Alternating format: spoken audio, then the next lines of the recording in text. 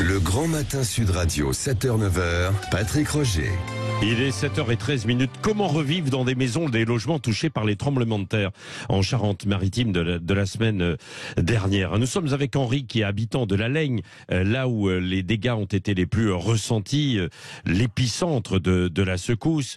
Rebonjour Henri. Oui, bonjour. Bonjour. Vous êtes encore dans votre maison, hein, c'est ça? Voilà, c'est ça, oui, on a pu rester. Elle a été classée jaune. C'est-à-dire, il y a une échelle qui va de vert, jaune, rouge et noir. Hein. Ouais. Rouge et noir, il faut évacuer absolument, on ne peut plus rester dedans. Ouais.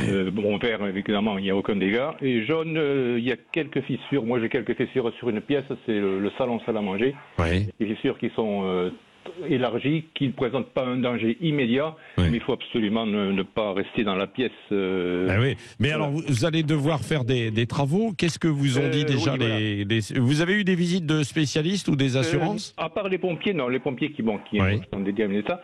Sinon, non, pour le moment, j'ai contacté mon assurance hier et qui m'ont demandé d'envoyer un courrier pour pouvoir Ouais.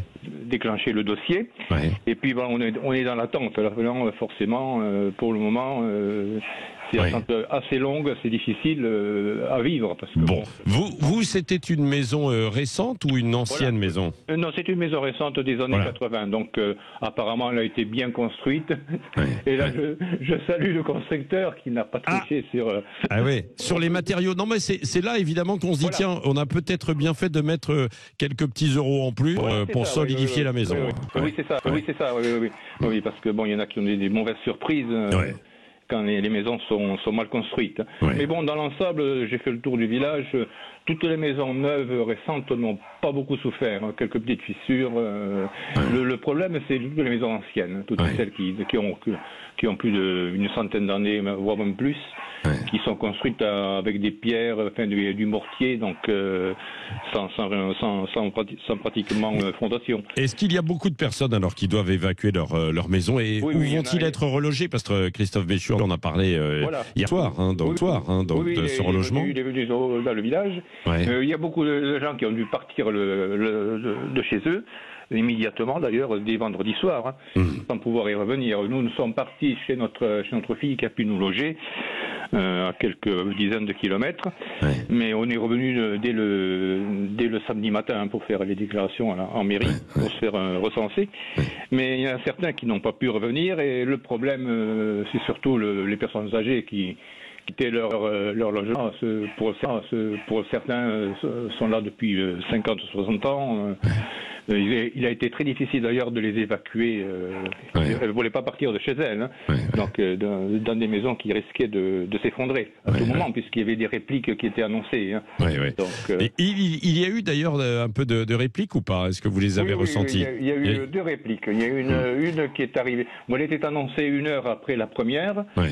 Ça n'a pas eu lieu, mais par contre, elle a eu lieu vers 4 heures ou 4h30 du matin, je crois. Une réplique assez forte. Hein, Assez forte, qui est assez forte, que je pense qui a causé pas mal de dégâts dans les maisons qui étaient déjà fragilisées. Ouais, hein. ouais. Et Et puis, pour revenir à la secousse de vendredi, Oui. vous avez immédiatement pensé à ça ou pas? Ah non, pas du tout. Non, c'est vrai. C'est une énorme. Moi, je sortais de mon garage pour j'étais rangé des outils. Une élection énorme avec un effet de souffle. Ouais. Ça fait vibrer des tôles. Je suis de suite allé dans la rue voir ce qui se passait. Je pensais, moi, ou un accident, un camion qui aurait explosé, ou même certains disaient un avion de chasse qui serait crashé, puisqu'on a des avions de chasse qui passent à proximité du village, hein, en basse altitude. C'était une hypothèse. Mais bon, tout le monde était dehors et on s'est regardé entre voisins, dit mais qu'est-ce qui se passe Et puis c'est là que j'ai vu de la maison de mes voisins en face une grande lézarde qui n'existait pas, qui partait du premier étage jusqu'au rez-de-chaussée. Et puis un mur un peu plus loin qui s'effritait entièrement, qui est en train de s'ébouler. Donc c'est là qu'on s'est aperçu que c'était vraiment un tremblement de terre qu'on avait vécu. Et là, moi, je suis rentré de suite à la maison pour mettre ma femme en sécurité sur la terrasse. Parce que bon, elle s'en est pas aperçue, elle a des difficultés à marcher. Je l'ai amenée sur la terrasse et ma fille est arrivée juste après pour pouvoir la réconforter, quoi. Ouais.